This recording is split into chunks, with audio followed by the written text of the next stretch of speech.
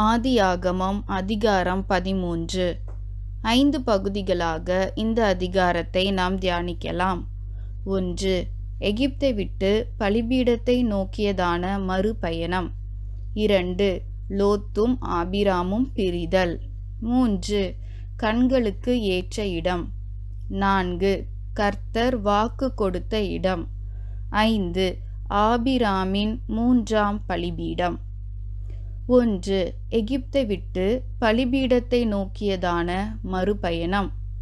1 முதல் 4 வரையேயான வசனங்களில் எகிப்தை விட்டு தென் திசை நோக்கி பயணித்து ஆபிராம் மீண்டும் தான் கர்த்தரை தொழுது கொண்ட இடத்திற்கு வந்ததை குறித்து வாசிக்கிறோம். சில சமயங்களில் கர்த்தர் சமூகத்தை விட்டு விலகி சில சூழ்நிலைகள் நம்மை பிரிக்கக்கூடும். ஆயினும் கர்த்தர் நம்மை எப்போதும் அவர் அண்டை வர அவரை தொழுது கொள்ள நம் வாழ்வில் சில சிற்றைகளை அனுமதிப்பார். ஆபிராமின் வாழ்விலும் சில சூழ்நிலைகளை அனுமதித்து அவரை மறுபடியும் தன் அண்டை தம் சமூகத்தண்டை வரவழைப்பதை குறித்து வாசிக்கிறோம். 2. லோத்தும் ஆபிராமும் பிரிதல். 5 முதல் 9 வரையேயான வசனங்களில் லோத்து ஆபிராமை விட்டு பிரியும் நிகழ்வு அடங்கியுள்ளது. கர்த்தர் நம்மை ஆசீர்வதிப்பதற்கு முன் சில காரியங்களை கர்த்தர் பிரியப்படாத சில மனிதர்களை நம்மிடமிருந்து பிரிப்பார். பொன், வெள்ளி, மிருக ஜீவன் என அனைத்தும் இருந்த ஆபிராமிடம் குறைவுபட்ட ஆசீர்வாதத்தை கொடுக்க தேவன் திட்டம் கொண்டார். லோத்து ஆபிராமுக்கு மகன் முறையாவார். ஆபிராம் ஒருவேளை நினைத்திருக்கக்கூடும், லோத்தின் மூலம் தன் சந்ததி வளரும் என. ஆனால் இங்கு முழுமையாய் அவர் தனியேயான குடும்பமாய் ஆபிராமை பிரித்தெடுத்து அவர் மூலமாய் தேவனுடைய திட்டம் நிறைவேற கர்த்தர் ஆபிராமை பிரத்யேகப்படுத்துவதை குறித்து வாசிக்கிறோம். 3. கண்களுக்கு ஏற்ற இடம். 10 முதல் 13 வரையேயான வசனங்களில் லோத்து தனக்கான இடத்தை தேர்ந்தெடுப்பதை குறித்து வாசிக்கலாம். ஆபிராம் லோத்துவை விட பெரியவராயிருந்தும் லோத்து தனக்கான இடத்தை தேர்ந்தெடுக்க அனுமதிப்பது அவருடைய தாழ்மையை காட்டுகிறது. லோத்து கண்களை ஏறெடுத்து பார்த்து யோர்தான் நதிக்கு அருகான பூமி முழுவதும் நீர் வளம் பொருந்தினதாயிருக்க கண்டான். ஆதியிலே ஸ்திரீயும் ஜீவ விருட்சத்தின் கனியை பார்வைக்கு இன்பமானதாக கண்டாள் என்று 1வது அதிகாரம் 6வது வசனத்தில் வாசிக்கிறோம். லோத்தும் ஏவாளும் கண்களின் தீர்மானத்துக்கு தங்கள் இருதயத்தை சாய்த்தனர். பல சமயங்களில் நாம் சரியானதாய் நம் கண்களால் காண்பது நமக்கு அழிவையே தேடித்தரும். ஆதலால் கர்த்தருடைய ஆலோசனைக்கு நம் முழு இருதயத்தையும் அர்ப்பணிப்போம். 4. கர்த்தர் வாக்கு கொடுத்த இடம். கர்த்தர் 12வது அதிகாரத்தில் சொல்லியபடி ஆபிராம் கானானை தனக்கான இடமாய் கொள்கிறார். 10வது வசனத்தில் ஆபிராம் கானான் தேசத்தில் குடியிருந்தான் என குறிப்பிடப்பட்டுள்ளது. இந்த கானானில் கர்த்தர் மறுபடியும் ஆபிராமுக்கு வாக்கு கொடுப்பதை 14 முதல் 17 வரையேயான வசனங்களில் வாசிக்கிறோம். உன் சந்ததி பூமியின் தூளை போல பெருக பண்ணுவேன் என்பதும் நீ பார்க்கிற இந்த பூமி முழுவதையும் உனக்கும் உன் சந்ததிகளுக்கும் கொடுப்பேன் என்பதுமே அந்த வாக்குத்தத்தம். இதை பிள்ளை இல்லாத முதிர் வயதான ஆபிராம் அப்படியே விசுவாசிக்கிறார்.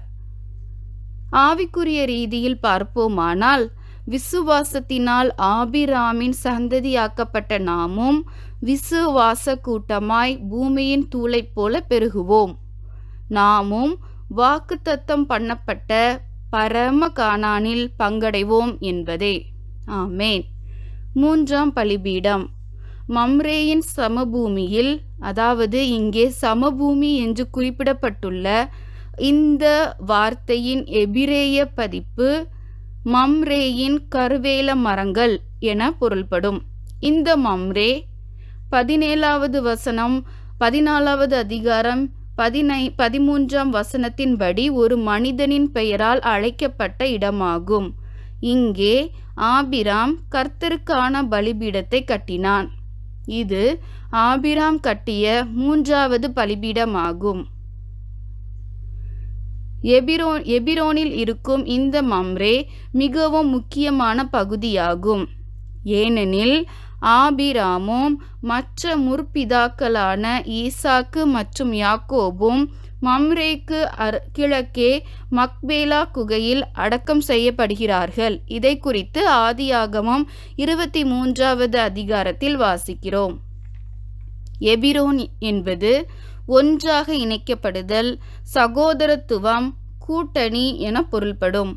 இந்த இடத்தில்தான் பிற்காலத்தில் தாவீது யூதா முழுவதற்கும் அரசராக அபிஷேகம் பண்ணப்பட்டார். அரசரோடு சகோதரத்துவத்தில் ஜனத்தார் இணைக்கப்படல் என எடுத்துக்கொள்ளலாம். தாவீதின் வம்சத்தில் அரசராய் வந்த இயேசு தன் இரத்தத்தின் மூலம் அனைவரையும் மீட்டு அரசரோடு, அதாவது அவரோடு சகோதரத்துவ அன்பில் இணைத்து கொள்கிறார் என்றும் எடுத்துக்கொள்ளலாம். ஜெபிப்போமா.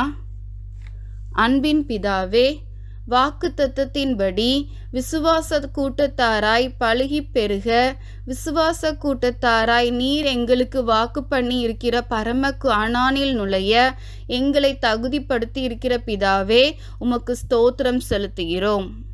விசுவாசத்தில் ஆபிராமை போல நிலையாய் நின்று காணாததை விசுவாசித்து முதிர் வயதிலும் தன் சந்ததி பெருகும் என்பதை ஆபிராம் விசுவாசித்தது போல் நீர் எங்களுக்கு வாக்குத்தத்தம் பண்ணியிருக்கிற நாங்கள் காணாத பரலோகத்தை நாங்கள் இன்றும் வாஞ்சித்து அதை நோக்கி பயணிக்கிறோம்.